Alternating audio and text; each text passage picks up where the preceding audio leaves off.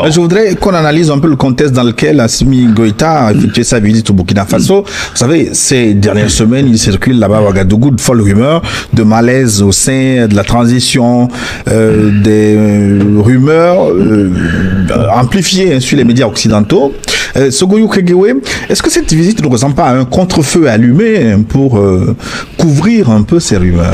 Non. Pour les dégonfler? Non, c'est pas un contre-feu. Traoré, il se défend et il se défendra seul s'il le faut. Il se défend. Ceux qui, dans leur palais, à chaque fois qu'il y a un verre de champagne de trop, racontent leur vie, ils n'ont qu'à aller faire le coup d'État. On les attend. Je vous ai toujours dit, c'est qu'on les attend. Donc, au fait, Assimi Goïta est venu, je comprends, par rapport aux rumeurs. Je l'ai dit ici la dernière fois. Aujourd'hui, l'armée, ce n'est pas l'armée burkinabé, c'est l'armée de l'AES. C'est pour confirmer. Si vous touchez à mon jeune frère, vous m'avez touché. Si vous touchez à moi, vous avez touché le grand frère Tiani à Niamey. Il faut que les gens comprennent ça. Je dis ça, je répète tous les jours. Assimi Goïta l'a dit, il dit nos destins sont liés. Oui. Voilà. Je dis ça. Donc il est venu confirmer cela. Mais la dernière fois, qu'est-ce qu'on a vu? Mais quand Poutine s'est levé, il est allé où? Chez Kim Jong-un. Après, il est allé où? Au Vietnam. Mais chacun fait le rappel de ses amis. C'est l'heure où jamais on a dit que Poutine est isolé. Bon, on est en train de voir Poutine conquérir toute la planète. Et l'étape du Vietnam n'est pas anodin, puisque ce que les États-Unis ont subi au Vietnam. Voilà. Donc, Dien Phu. Voilà. Non, Dien Bien Phu, c'était les Français. Les Français. Les Américains, c'est Saigon. Ouais, ils ont fait en s'accrochant aux hélicoptères, comme on les a vus s'accrocher aux avions en Afghanistan. En Afghanistan, à Kaboul. Donc, ça, c'est la dose des Américains. Dien Bien Phu, c'était le Français au Cambodge. D'une myriade de généraux français incompétents. C'était le Jean Lecointre, des généraux français nuls, et c'est eux qui ont foutu la honte à la France, à Dien Bien Phu. Bon, donc, et chacun fait le rappel des amis. On nous a dit que les pays sont isolés. Aujourd'hui, ils se montrent les moins isolés du monde. Et ces pays qu'on dit totalitaires sont aujourd'hui ces pays qui prêchent la liberté et l'égalité dans les rapports internationaux. Le totalitarisme aujourd'hui trouve sa base où? Dans les pays soi-disant européens démocratiques. C'est eux qui imposent une chape de plomb politique et économique sur les pays faibles du monde. La Russie, l'Iran, la Corée du Nord, tous les autres, Vietnam, Turquie, ils veulent lever cette chape de plomb que ces pays soi-disant démocratiques du monde soi-disant libre ont posé sur nos têtes depuis des siècles et qui fait qu'on ne s'en sortira jamais. Donc, Assimi Goïta est allé dire à son jeune frère, je suis là. Quoi qu'il arrive là, sûrement je suis là. Et je suis sûr que Tiani dira la même chose, je suis là.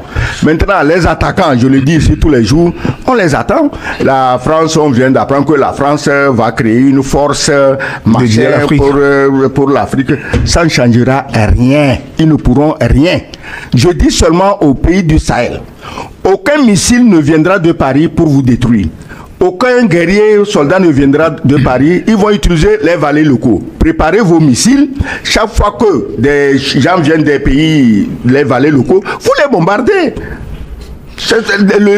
La légitime défense est reconnue à tous les peuples du monde, même à nous les Noirs. Puisque nous, les Noirs n'ont aucun droit. Mais à un moment donné, il faudrait que le droit à la légitime défense soit reconnu aux Noirs et soit reconnu aux Noirs qui ne plaisent pas à Paris. Donc c'est simplement, je n'ai aucune inquiétude pour ces pays. Assimi Goïta est allé confirmer ce que nous pensons. Jeune frère, je suis là. Et quoi qu'il arrive, nos destins sont liés, comme il a dit. Quoi qu'il arrive, nos destins sont liés. Et on ira jusqu'au bout. C'est tout. Ouais, en réalité, Assimi Goïta est parti solidifier le pacte de l'Itakou gourmand à Ouaga. Vous savez, quelques jours avant sa visite, il y avait eu des bruits de bottes, d'après ce que les médias internationaux et surtout d'après ce que des plaisantins qui répètent les narratifs de la France sur les médias, sur les réseaux sociaux disent, qu'il y aurait un coup d'État, qu'il y aurait ceci. Mais quelques jours avant sa visite, vous avez vu que des instructeurs russes sont arrivés à Ouaga. Et ils sont venus d'où? De Bamako. Donc c'est pour dire à tout le monde que Le pacte du Liptako Gourma qui a constitué l'AES, c'est un pacte de non-agression entre ces 3 pays d'abord et maintenant de l'extérieur vers ces 3 pays. Donc, la visite de Goïta, ce n'est pas seulement pour dire je suis là, mais c'est pour montrer du muscle. C'est pour montrer du muscle à l'international, à l'extérieur, pour dire d'abord aux pays limitrophes qui font toujours le jeu de la France-Afrique que, attention, si vous touchez à Ibé, vous touchez à Tiani, vous touchez à ma personne, mais ce sont ces 3 peuples-là réunis qui seront contre vous. Donc c'était un symbole fort, un signal fort, cette visite-là qu'il a effectuée. Et comme tu l'as dit, c'est sa 2e visite depuis 2 ans. Et ces visites-là, c'est toujours en Afrique qu'il effectue. Jamais, l'extérieur, c'était en Russie. Un partenaire solide. Et la 2e visite, c'est au Burkina Faso. C'est tout un symbole. La Russie, c'est lui qui fournit aujourd'hui des formateurs, des instructeurs, des armes et qui combat, même aux côtés des forces armées, les FAMA, aux côtés des forces armées du Burkina. Et quand il est parti, il n'est pas parti comme ça. Il est parti avec des Russes pour dire maintenant le pouvoir est solide, le pouvoir Burkina il est maintenant solide, faites encore du bruit. Maintenant ceux qui sont manipulables au sein même de l'armée du Burkina, c'est là où on va trouver maintenant, s'ils sont garçons, ils n'ont qu'à recommencer à faire les bruits de bord dans les casernes et ils verront la réponse automatiquement. Aujourd'hui, quand on dit, quand je lis un peu partout que ce sont des dictateurs, ils ne veulent pas que les gens s'expriment. Ils ne veulent pas ceci. Mais on ne peut pas laisser des pays en guerre dans un désordre total. Il faudrait d'abord de l'ordre à l'intérieur pour pouvoir combattre l'ennemi. Quand il y a des félons à l'intérieur, comment est-ce que on peut être unis? On ne peut pas régler des questions avec des terroristes et en même temps régler des questions de famille. Il faut que la famille soit unie d'abord. Une fois que la famille est unie, ensemble, on peut maintenant combattre l'extérieur, le terrorisme. Une fois qu'on aura combattu le terrorisme, on revient en famille, on peut se livrer à nos guerres. Donc, ceux qui veulent faire de la félonie en disant non, ils sont des dictateurs, non, ils font ceci, non, ils font cela, il faut qu'ils comprennent que c'est dans le désordre que l'extérieur arrive à nous manipuler, à nous diviser. Il faudra d'abord qu'on consolide l'intégrité de nos territoires, qu'on consolide nos pouvoirs avant qu'on le passe à nos blagues habituelles, à nos querelles de famille. En Afrique, la dictature n'est mauvaise que si elle n'est pas au service de la France. Les 3 chefs d'État, mais ils ne sont pas au service de la France, c'est pourquoi ils sont dictateurs. Maintenant, si ils avaient pris le pouvoir pour aller sur le perron de l'Élysée grimacer comme des singes avec le maître du séant, on serait en train de les encenser comme on a encensé Oligui Nguema. Lui, il est quoi? Démocrate. Donc, moi, je demande à ces chefs d'État d'être encore 10 fois plus dictateurs contre les intérêts de la France. Je dis bien 10 fois plus dictateurs. Et de s'occuper des intérêts de leur population. Il n'y a pas d'autre alternative parce qu'ils peuvent tout faire. La France ne cessera jamais de nous prendre comme le garde-manger où on vient ramasser à manger sans se demander celui qui garde le garde-manger là. Est-ce qu'il a mangé? Est-ce qu'il a bu? Donc leur dictature est toujours la bienvenue tant qu'elle est contre les intérêts extérieurs dans leur pays. Maintenant, les soldats mécontents ou les civils mécontents, mais tu ne peux pas rendre tout le monde content dans un pays, même dans ta maison, avec ta femme, tes enfants. Est-ce que tout le monde te dit qu'il est content de toi? Donc, il y aura toujours des mécontents, mais s'agissant de l'armée, des éléments de l'armée qui seraient mécontents, que ce soit au Burkina, au Mali ou au Niger, qui n'oublient jamais leurs frères d'armes qui sont tombés sous les balles des terroristes qui les ont tués avec des armes fournies par la France. Qui n'oublie jamais ça. Et maintenant, une question. De quoi ont parlé les 2 hommes? Parce qu'ils ont eu un long entretien. Je ne sais pas si vous en savez quelque chose. Je vais résumer rapidement. Hein. L'objectif principal, d'après Assimi Goïta lui-même et d'après l'analyse que j'ai pu faire, c'est d'abord mutualiser les forces. Parce que le but, l'objectif est le seul pour ces 3 pays. le terrorisme, le combat contre le terrorisme. Première chose. Deuxième chose, que les ressources naturelles du sous-sol sur lesquelles ces trois pays sont assis appartiennent à partir de maintenant à ces trois pays. Troisième chose, le développement doit être endogène. Et ce développement-là doit bénéficier à leur peuple. Ça, c'est la première observation. La deuxième observation, c'est au niveau du partage des renseignements. Parce qu'avant, quand il y avait Kaboré, quand il y avait Ibeka, quand il y avait Bazoum, c'était impossible pour les services de renseignement de ces trois pays qui combattent pourtant le terrorisme, ce mal, qui combattent cette criminalité, sont incapables de mutualiser leurs forces pour partager les renseignements nécessaires. Mais aujourd'hui, les forces armées burkinabées peuvent aller jusque dans le territoire malien pour frapper et éliminer les terroristes. Et vice-versa, les Maliens viennent faire des incursions dans le Burkina pour éliminer des terroristes.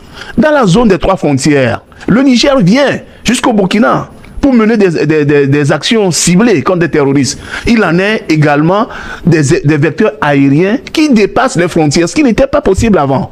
Donc, il est venu rappeler ça, que, ben voilà, nous sommes sur la bonne voie. Mon petit frère Ibé, nous sommes sur la bonne voie, continuons comme ça, solidifions-nous. L'essentiel, c'est nos peuples, d'abord. Et la troisième chose, le troisième élément... Pour ajouter à ce deuxième élément, il existe les mêmes types d'accords entre le Togo et le Burkina, par exemple. Exactement. L'armée togolaise peut pourchasser les terroristes. Les terroristes jusque sur le territoire burkinabé. Et ça, c'est des accords qui ont été trouvés entre Fornia Singbe et les autorités du Burkina. Mais vous savez que Fornia Singbe a toujours été aux côtés des États de l'AES. C'est lui, lorsque la guerre devrait éclater, pour un petit rappel, la guerre devrait éclater entre la CEDEAO et le Niger, c'est lui qui a dit non, qui a posé son veto. Et finalement, tout le monde lui a donné raison sur cet aspect. Donc, moi, je trouve que même si le Togo avait des frontières avec le Mali, ce sera pareil. Si le Togo avait des frontières avec le Niger, ce sera pareil. Et donc, le troisième élément que j'ai pu remarquer dans cette visite et le sujet sur lequel ils pouvaient échanger, c'est au niveau de la formation.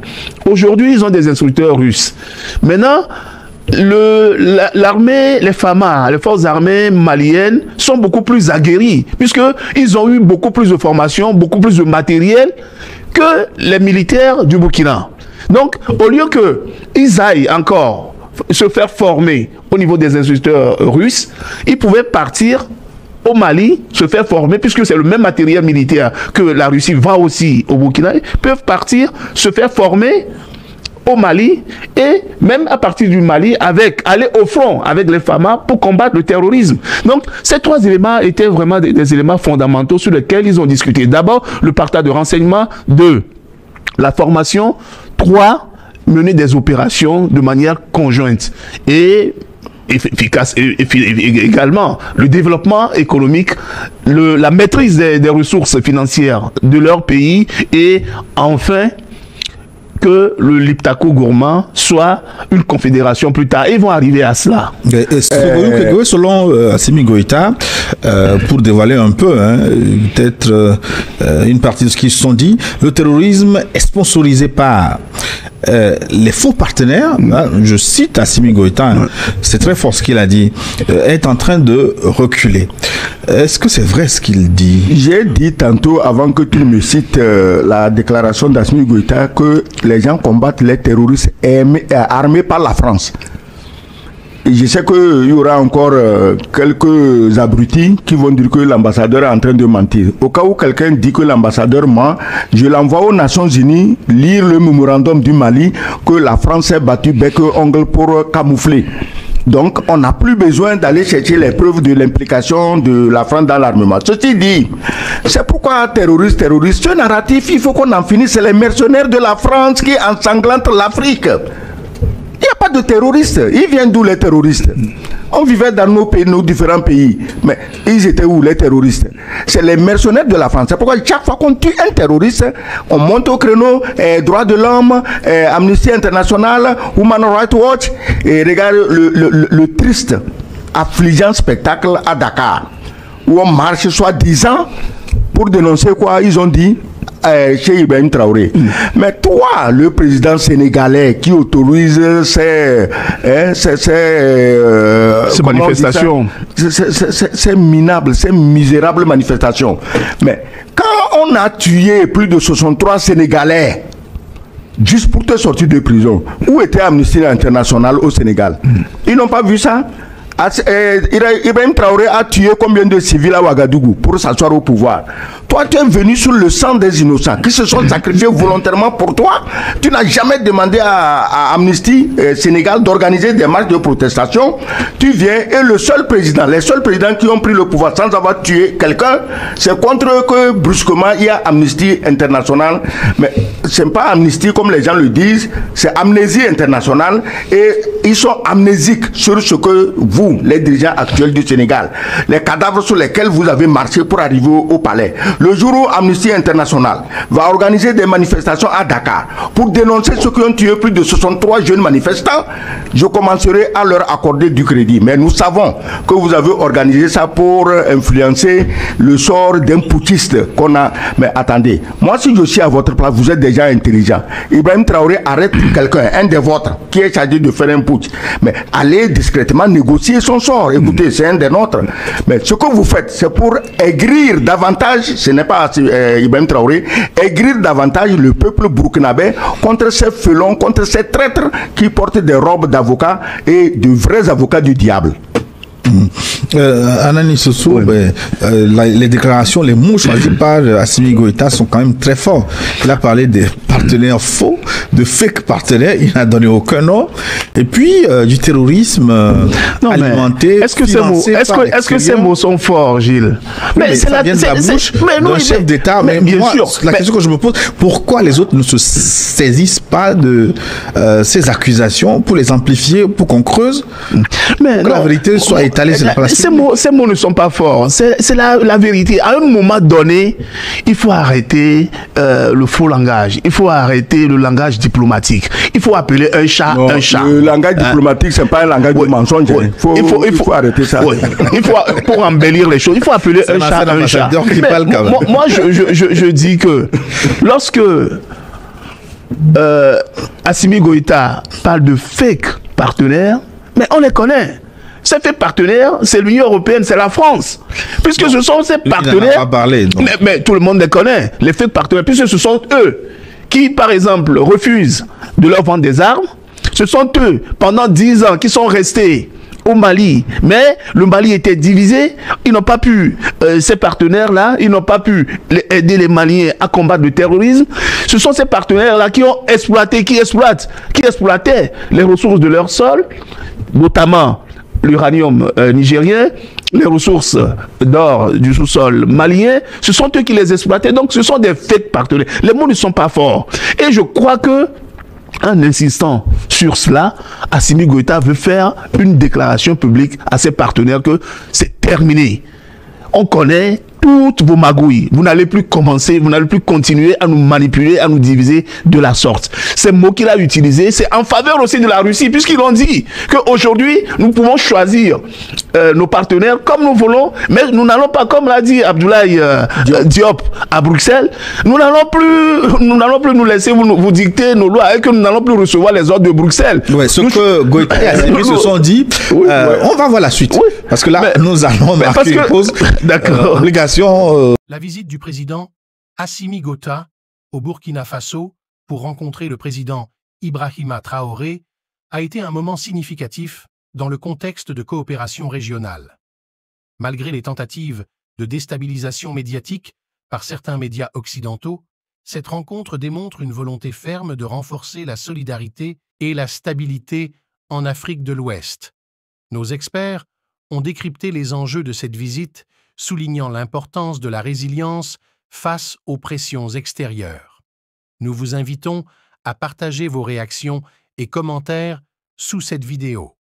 N'oubliez pas de vous abonner à notre chaîne pour ne manquer aucune de nos analyses